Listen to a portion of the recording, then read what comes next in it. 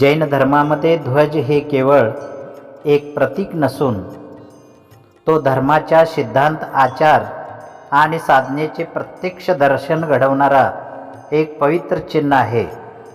यामध्ये पंचपरमेष्ठी, जैन धर्माची पंचशील मूल्ये तसेच मोक्षमार्ग दर्शवणारे त्रिरत्न यांचा समावेश असतो.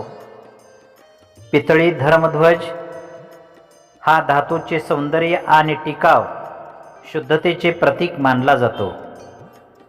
पितळ हे एक शुद्ध धातू असून जैन धर्मात शुचिता, निर्मळता आणि दीर्घायुष्य यांचं प्रतीक म्हणून त्याचा वापर केला जातो.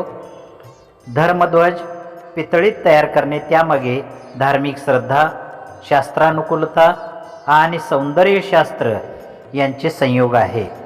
प्रकाशात झळाळणारा पितळी ध्वज भक्तांना शुद्धता, तेज आणि धर्मदर्शन देतो.